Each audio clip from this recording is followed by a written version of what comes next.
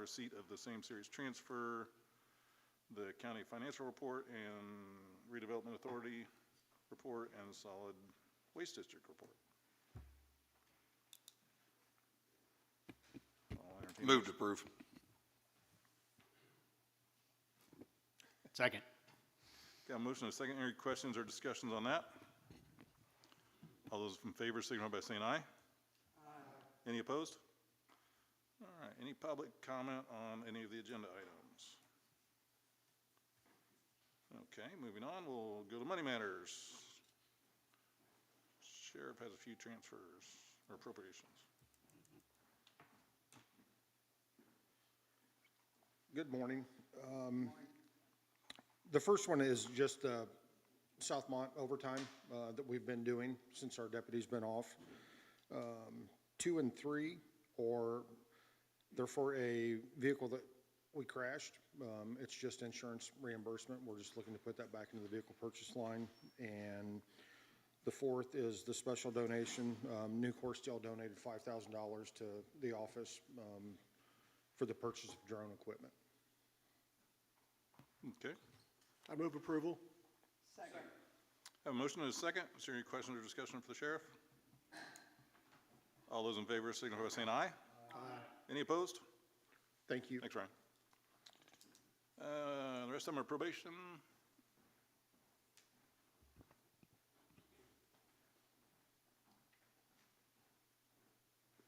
Good morning. Lindsay Villalpando, I'm the Assistant Chief at the Probation Department. We received a grant known as the Justice Partners Addiction Grant, also known as JPAR. This is our 7th year of receiving it. The funding is being directed to pay for a partial problem-solving court case manager's salary of $35,000, then community outreach supporting the Recovery Rec Center of $4,000, justice-involved client treatment. It's a partnership with Cummins Behavioral Health for $14,000, and then problem-solving court team and probation training to focus on the opioid crisis.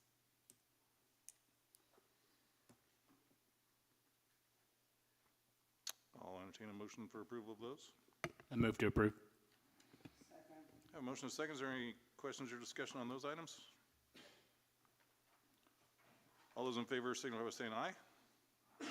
Any opposed? Okay, thank you. Thank you. And we do have one transfer for commissioners. Anybody? The commissioners are requesting the $10,000 they had set aside, or the appropriation, for the intern to go to the trainee position for the replacement for Lori. Not that you can replace Lori, but yeah, we're setting up a line for that trainee and taking that $10,000 appropriation, moving it over. Okay. Move to approve. Have a motion and a second. Any other questions or discussion on that? All those in favor signify by saying aye. Aye. Any opposed? All right, thank you. Excuse me. Moving on to new business, public hearing for the Linden Carnegie Library project. I guess before we open the public hearing, would anybody from Linden like to speak to it? Please. I think there's a couple of us that are going to speak to it, but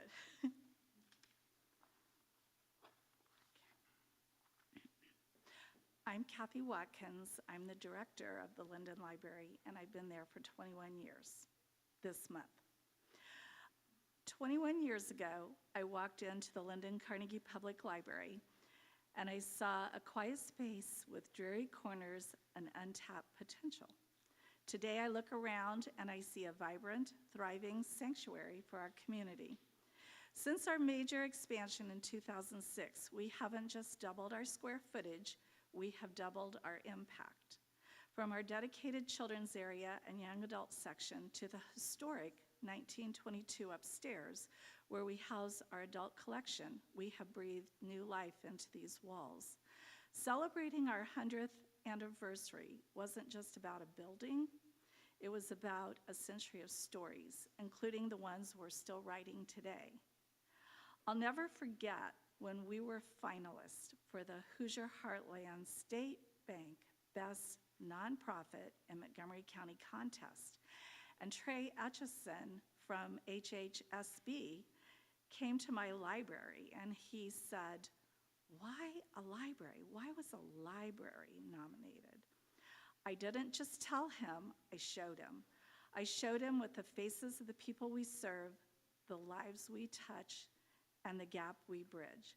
When he said, I see it now, and we were awarded the $5,000 first place, it validated already what we knew.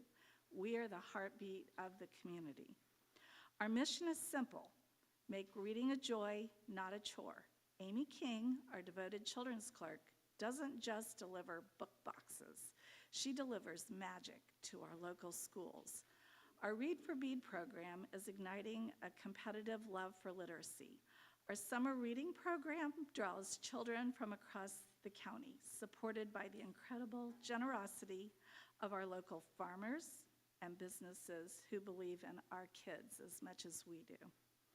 Whether it's the lively competition of our Tuesday Euchre Club or the vital technology access provided by our public computers, or the specialized support we offer our growing homeschool population, we are a lifeline. As an evergreen library, we offer our patrons the world, connecting them to 130 libraries across Indiana with the click of a button. Our 1922 Carnegie building is a masterpiece, but even a masterpiece needs care. To continue being the center of this community, to keep these doors open and these programs thriving, we must address the repairs that time has demanded. We have partnered with Tecton Construction to prepare a facility study, which Dustin will address next. I respectfully ask for this additional appropriation. This isn't just a request for maintenance, and it's an investment in the next 100 years of Linden's history. Thank you for your heart and your support. And I'll hand it over to Stacy to discuss the updated repairs needed.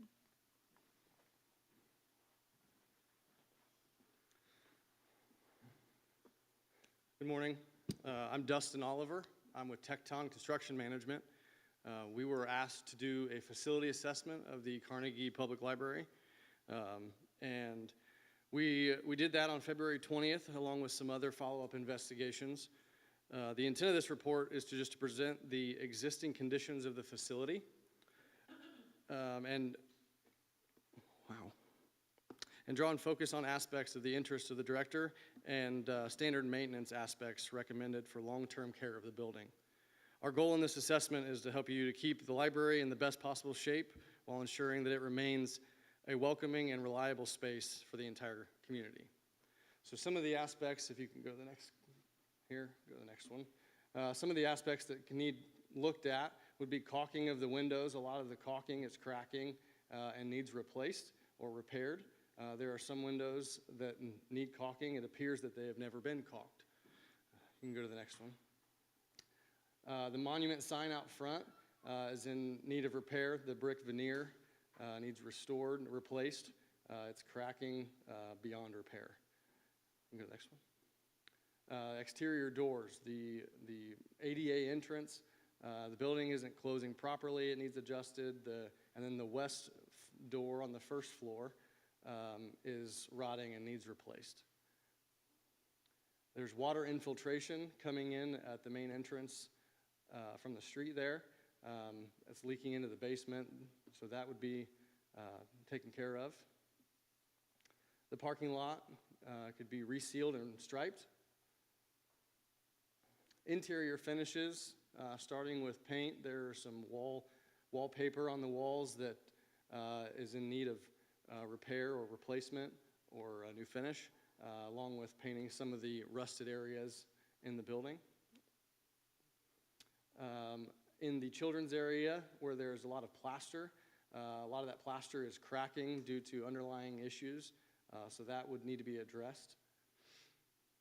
Also, there are some ceiling drywall repairs that are due to HVAC condensate leaks in the ceiling. Those need repaired. refinish and replace damaged Carnegie doors and trim. There are doors in the basement that have damage due to water infiltration. Those need replaced and repaired. Flooring, the upper floor in the 2006 edition in the Carnegie section needs replaced, as well as the floor in the Carnegie section at the lower level. Go to the next one. There's different wood trims on the upstairs. We could all get rid of the separate wood trims and make them all match so that it all looks period to the time period. There are trims that also need finished in the same room. They didn't take them all the way around the room. So to finish those, to help finish out the room would do a whole lot in those rooms. Acoustic ceiling tiles, there's a couple rooms that have acoustic ceiling tiles that are sagging. Those could be replaced with 2x2 sections instead of 2x4s to get rid of the sagging. The HVAC units in the attic space above the 2006 edition are reported to be oversized. These need further investigated, but these units are also 19 years old. Industry standards say that 20 years is the full life expectancy of these units. So we would look to replace probably at least 3 of the 4 units that are in the library. Lighting, there's inconsistent lighting and then very dim lighting throughout some of the areas of the library. We would take a look at that and get everything to be more bright and more consistent throughout the library. The project will cost approximately $548,000 to complete the renovations. The timeline, if approved, it could begin immediately, as whenever the library would want to schedule that to be done. Any questions? Thank you very much.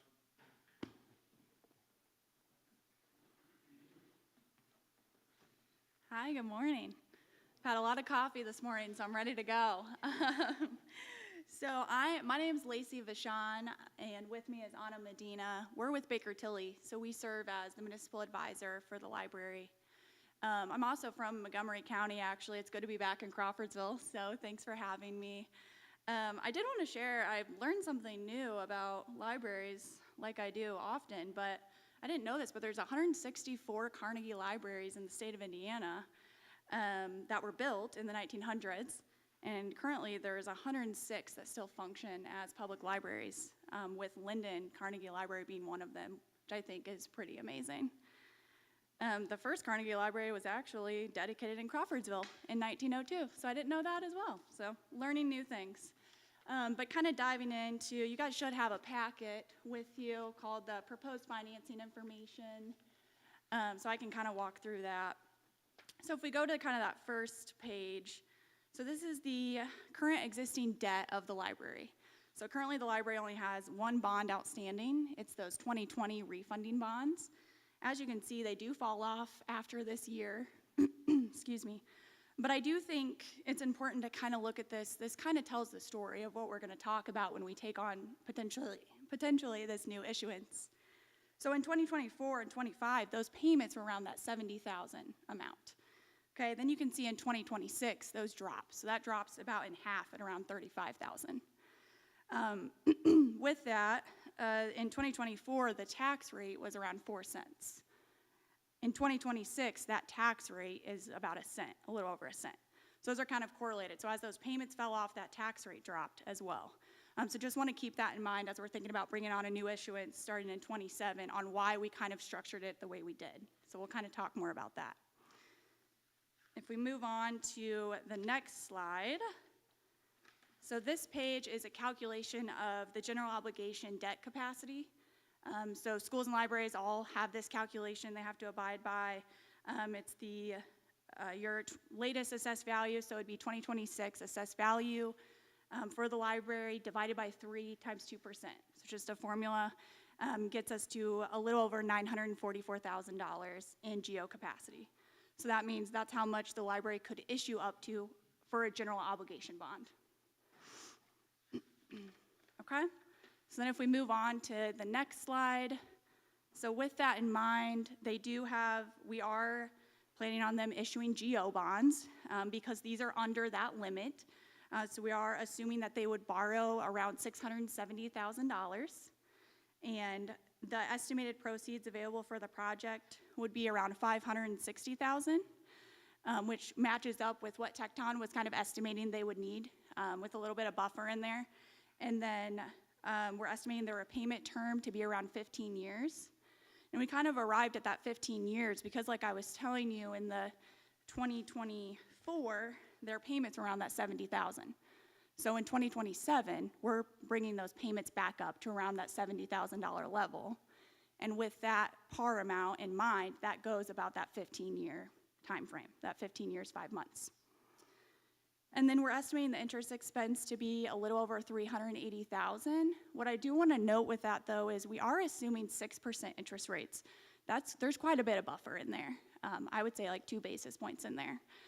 So we would expect that interest expense to come lower than that amount that we're showing. And then we're estimating the max payment, which really is going to be for these, because they're just going to be 15 years level, really just the annual payment, which is, again, around that $70,000 amount that they had in 2023. Because their rate dropped, as I was explaining in that first slide, this year, there will be a tax impact to bring it back up to where it was in 2024. So we're estimating that tax impact to be around a little over 3 cents. With that in mind, that would bring their total debt service rate back up to that little over 4 cents, again, that they had previously in 2024. Are there any questions so far? Okay, perfect. All right, so kind of moving on to the next slide. If you're a visual person, like I am, I think graphs are always nice. Nice spring colors as well, a little bit of purple and green. So on the graph, you can see, again, this tells the story that we've been telling. In 2024 and 2025, those payments are around $70,000. You can see that line, that's the estimated debt service levy, which is associated with the tax rate as well. So then in 26, you see that drop. So it drops, that drops to around that 1 cent. And then in 27, in those purple bars, that's the proposed 2026 GO bonds in the purple. And again, you can see 2027 is in line with where that 2024 levels and 25 levels were at, being repaid in 2041. Okay, we move on to the final slide. So again, there is a tax rate impact associated with this. We are estimating it would be a little over 3 cents. Again, just emphasizing to bring it back up to that 4 cent level where the library has been. And so I'm not going to go through all of these numbers, but if you can see kind of that second row, the bolded, according to kind of the U.S. Census Bureau for Montgomery County, the median home value is a little under $200,000, so around that $195,700. And then you can see, so the net assessed value, so taking out deductions, it's around $84,000, and then brings us to, we would estimate the monthly impact to be around $2.58. And then annually, we would estimate to be a little over $30 a year. Again, that is for just the $195,000. And you can see kind of those other values of homes and then the tax rates associated with that.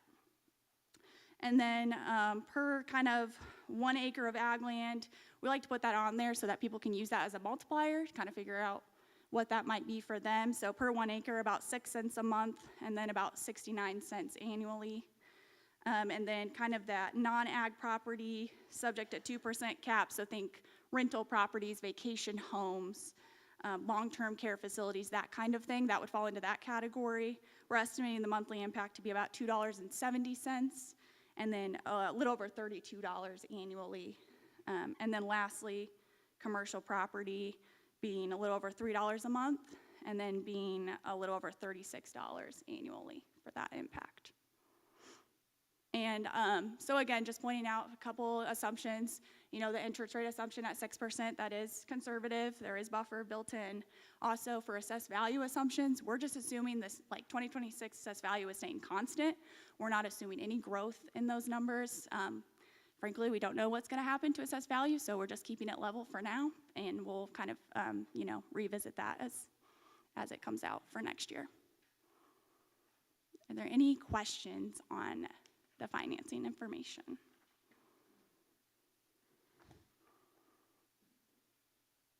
Okay, perfect. Thank you, guys. I'm going to pass it on to Sarah with Ice Miller and go over some legal information.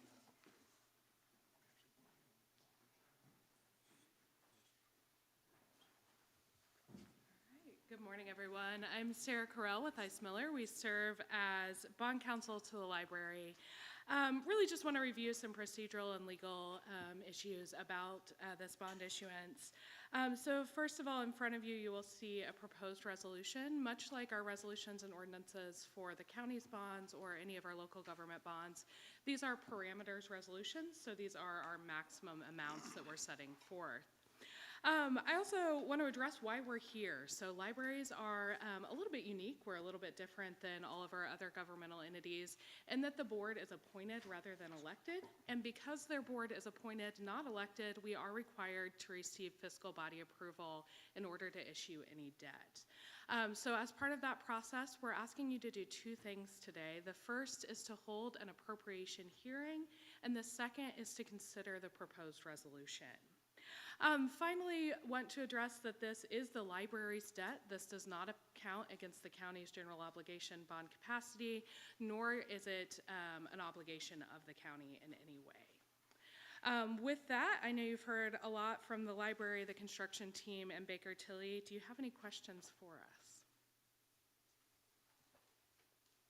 All right, thank you for having us. Okay, thank you everyone for that information. So I will say the public hearing is open. Is there any other public comment on this item? And council, I've got a copy of the resolution. You guys don't have that in your packet, so we'll go by that. Okay, hearing none, we'll close the public hearing. And I'll entertain a motion to approve the resolution to let Linden proceed with their bond issuance. Yeah, as a resident of Madison Township, I support the request. Those folks do an awesome job at the library. We appreciate it. I move approval of the resolution. As an educator who believes in books and doing what you do for the community, I second that motion. A motion is second. Is there any other discussion or questions from the council? All those in favor signify by saying aye. Aye. Any opposed? Okay. Thank you, everyone. And then moving on to public hearing for resolution 2026-7. I'll open the public hearing. Yeah, this is the second step in the Nucor Towers abatement request. As you know, Nucor Towers began their project before they requested the abatement. We were aware of that, but as a formality, we need to waive that noncompliance. So resolution 2026-7 would waive the noncompliance for that. And then if approved, we would move on next to the actual tax abatement request itself. So, what's that? Yes. So we open the public hearing on the waiver for the resolution 2026-7. Is there any comment on that? Everybody just looking at me. I'll close the public hearing and entertain a motion from the council. I have a motion and a second. Is there any questions or discussion? All those in favor signify by saying aye. Aye. Any opposed? Resolution 2026-8 is the second step of this. This is Nucor Towers again, the abatement request. You approved a declaratory resolution on February 10th, and this next step, you will conduct a public hearing on that abatement. Just as a refresher, the Nucor Towers project, which is on County Road 500 South, where it tees with Nucor Road, is approximately $41 million in real estate improvements, which you can see now. They're up $134 million of personal property. The statement of benefits, which are attached to the resolution you've seen before, indicate that 200 new jobs will be created with an approximate payroll of $15 million. Your preliminary approval sets the stage for today, which would be conduct the final hearing and then consider final approval of the tax abatement. You can see the tax abatement schedule, which is consistent with the agreement the county entered into with, in its economic development agreement. And it's a level abatement on both real estate for 10 years and personal property for 20. And the only condition on this would be the execution of the taxpayer agreement, which supports the water bonds. We have reached an agreement with Nucor Towers on that, on the wording of that, and that appears to be resolved.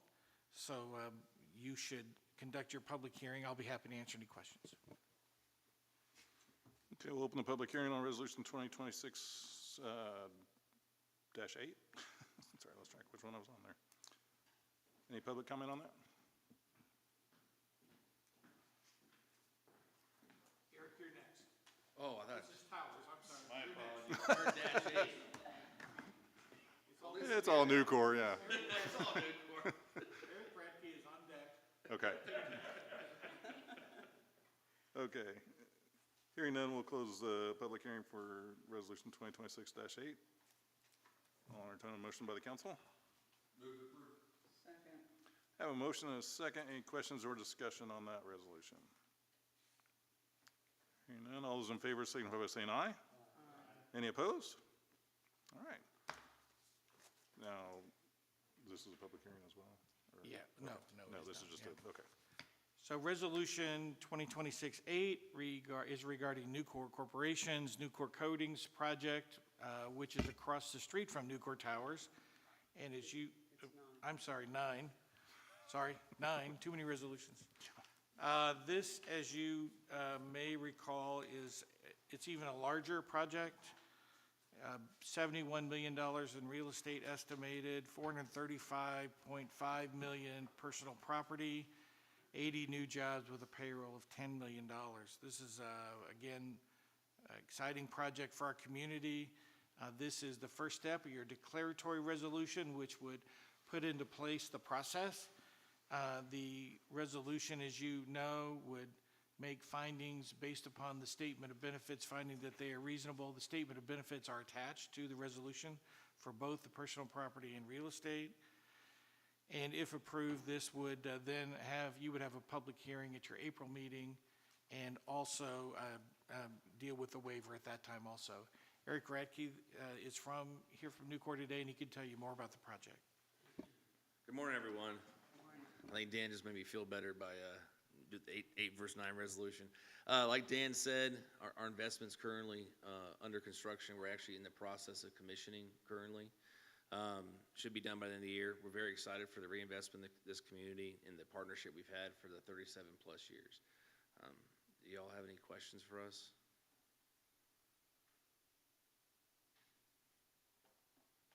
Okay, thank you.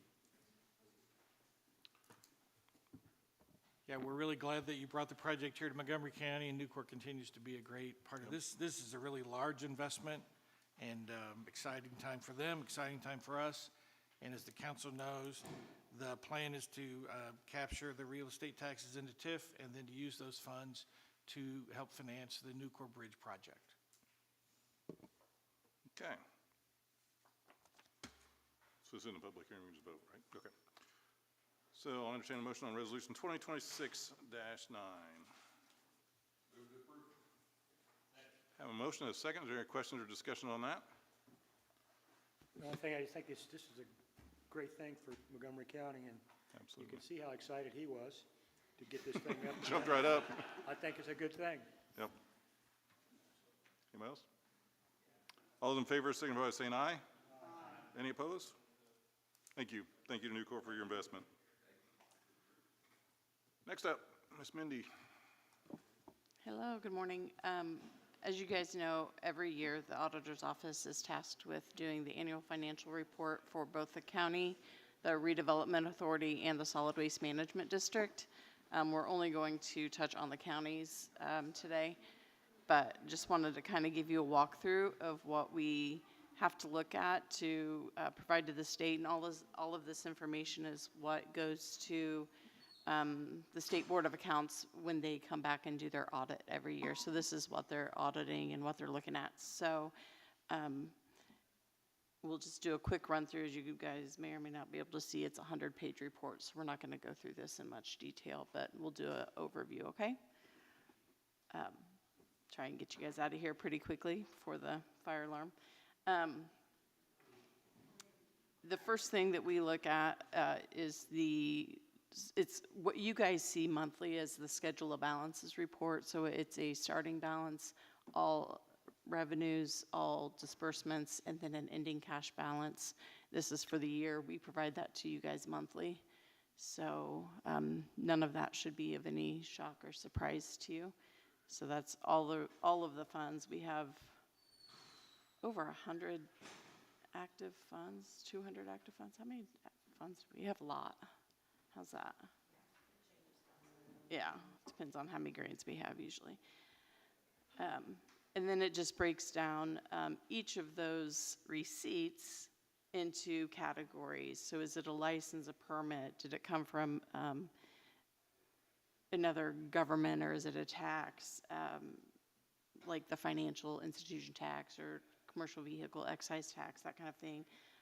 Is it a charge for service? Is it something that we bring in as a fee, like building permits or stuff like that? So it breaks each receipt down into its own individual category by fund.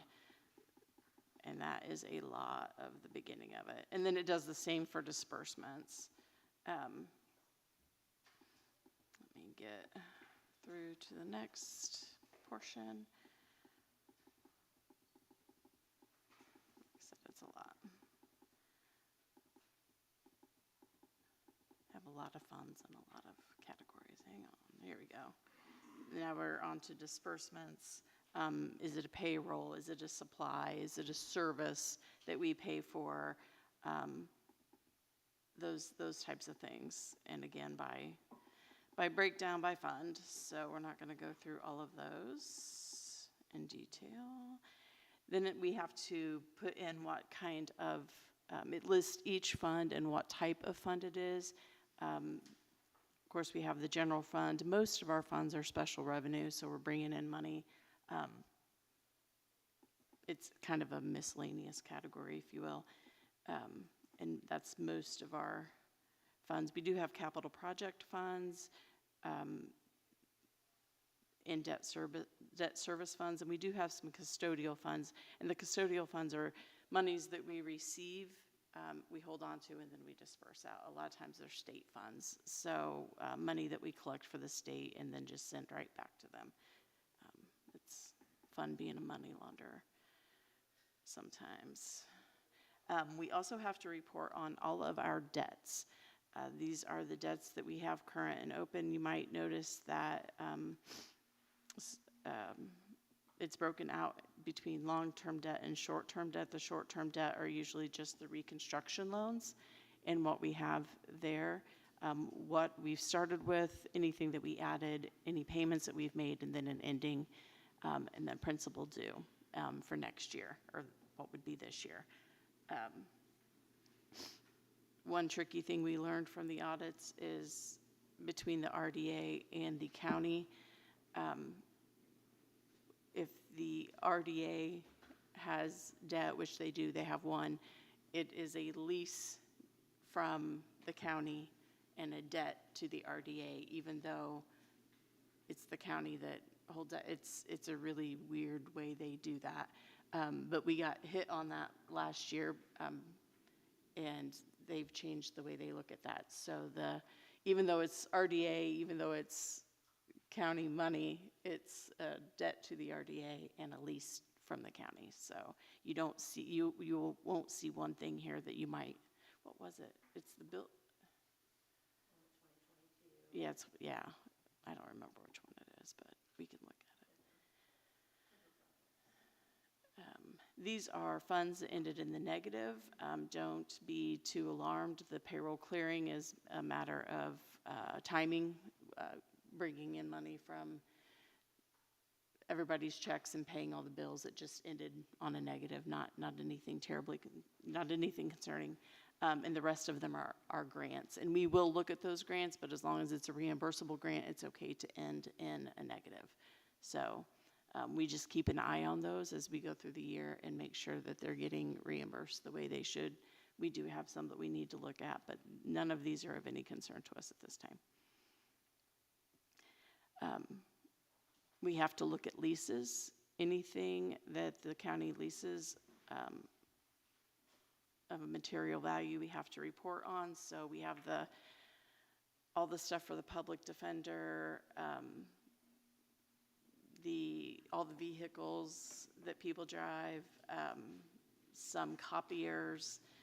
You can see it all here. The CCC radio lease.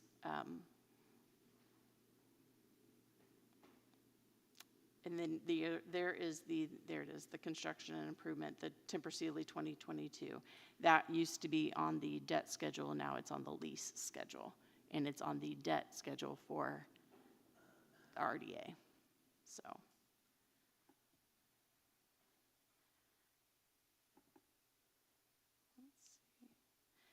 These are transfers in and transfers out for any inter-fund movement.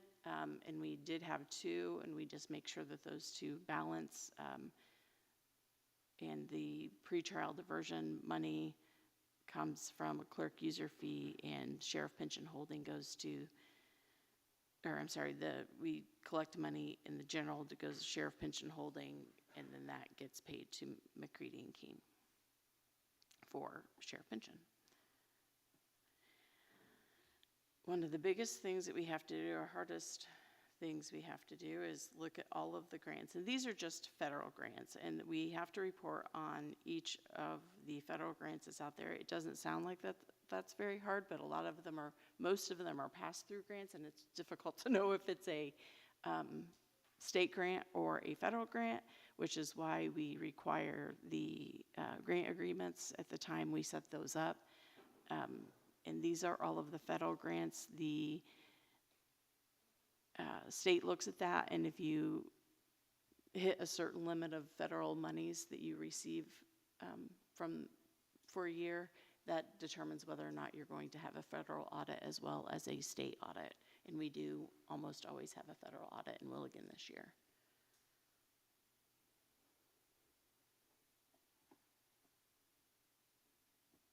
More grants. Capital assets, I would say by far the hardest thing to do on this thing, and Jennifer is the guru on that.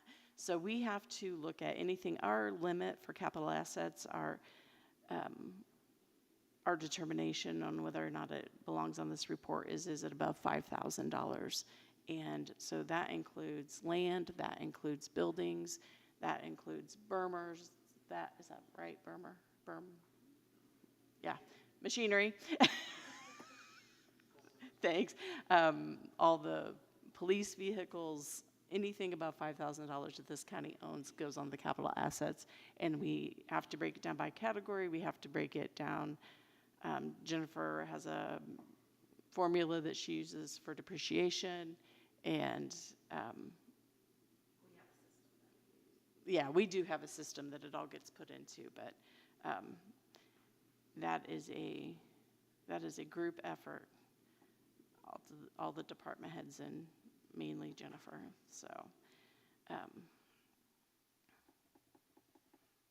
oops, my bad.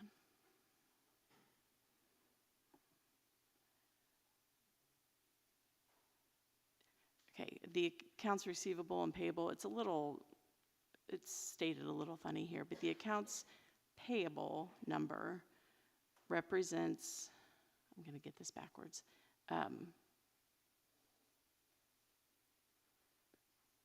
Yeah, thank you. I couldn't come up with the word. All the encumbrances that we had from 24 to 25. 25 to 26. I've been sick. Let me just put that out there. I'm just now back. 25 to 26. So the accounts payable is the amount of encumbrances we have going into this year. The accounts receivable are any monies that we expected to receive but didn't have them yet, and that's usually unpaid taxes, thank you. Yeah, that comes straight off of the taxation system. And I think treasurer usually reports on that number as well. This shows any financial assistance that we've given to non-governmental entities. And it's kind of a neat one to see everything from 4-H, Valley Oaks, and the newest would be the Montgomery County Early Learning Center. So these are monies that, that go to non-governmental entities that you guys support.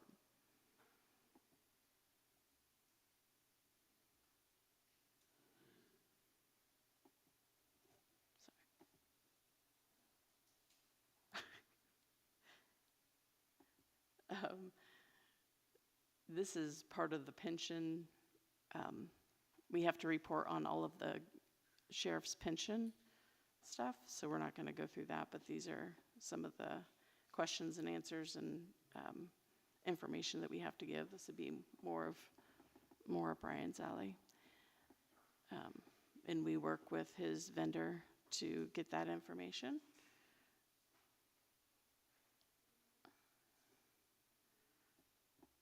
More pension stuff. We might be at the end of it. Let me.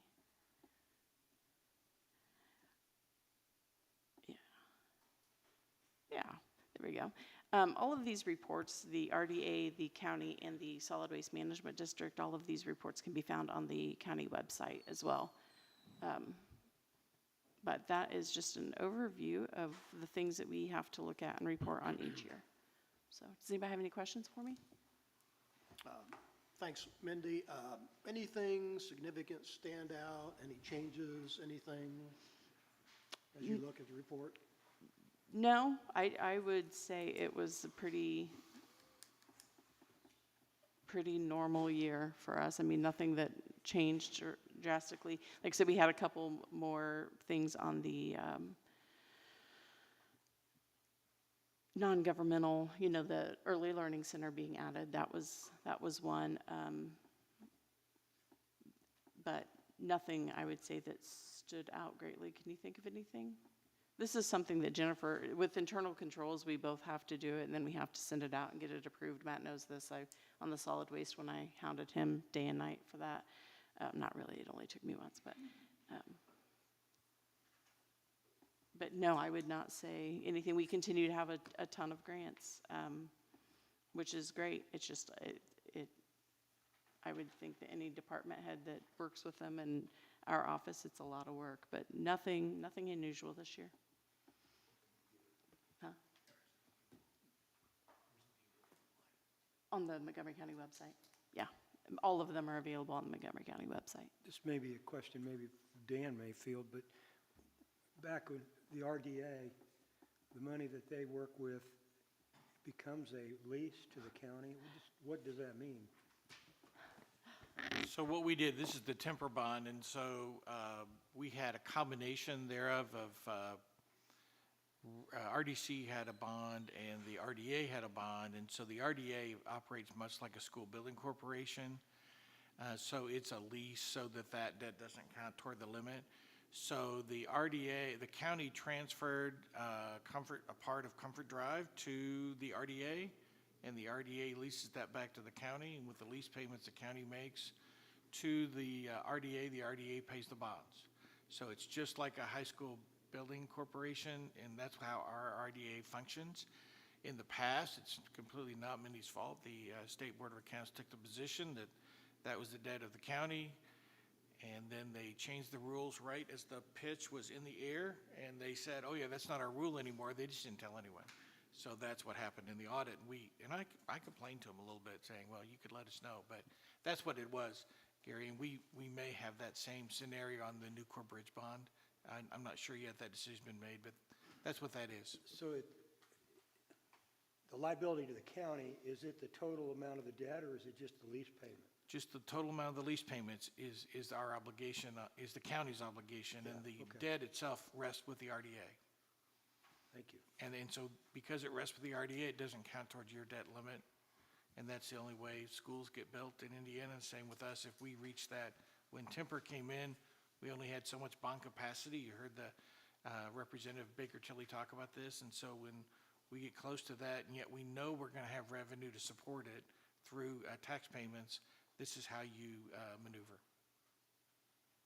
Well, I think, I asked the question, one, because I think the general public needs to understand a lot of this stuff going on. I mean, there's all kinds of agreements in the background that, like Nucor, if their revenue doesn't make the bond payment that the Redevelopment Corporation, or RDA, is setting for, they're under obligation to step up and make that difference. And we work hard not to put the taxpayer in more jeopardy because of the developments that's going on. Yeah, that's a good point. I mean, really, the water line, as an example, that's going to be paid for by one taxpayer, Nucor Towers. The bridge will be built by really the tax from one taxpayer, Nucor Corporation. And yeah, that's exactly right. It's a good point. And I think about the AFR, other than it's a tremendous amount of work, but all this information is public. And in the detail of this report, it's amazing, the detail. But when I hear people say, well, you know, I can't find any information about your finances, it's all available, including every motor vehicle we own. It's on that capital report. The detail's amazing. So if people want to know, it's all out there, including the RDA financing. I just have one other comment to thank the auditor's office. That I don't think that a lot of people understand how busy you guys are. And it's a busy place. Thank you. Good. Thanks, Mindy. Any old business? Any funded organizations? Department heads?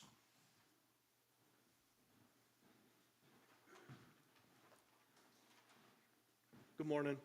Morning. Just wanted to give you guys an update on roads. So obviously with the rain, we haven't been able to grade gravel roads until this week. We have hauled stone and fixed some water holes here and there. Pothole season, so we're out patching. Got a lot of patch crews going right now. Also, we did Senate Bill 179. It hasn't been signed yet by the governor, but it did pass House and Senate, so they put $75 million back into CCMG. So the project of 625 East from Cassidy to 32, 600 East from 32 to 136 is going to go back in front of the CCMG. Hopefully it will get passed this time and we'll be able to hot mix that road. As you guys, if you've traveled it, we've been out there replacing culverts, getting it prepped and ready. We're crossing our fingers. Hopefully we'll get it and everything will be kosher. But just wanted to give you guys an update. Thanks, Jake.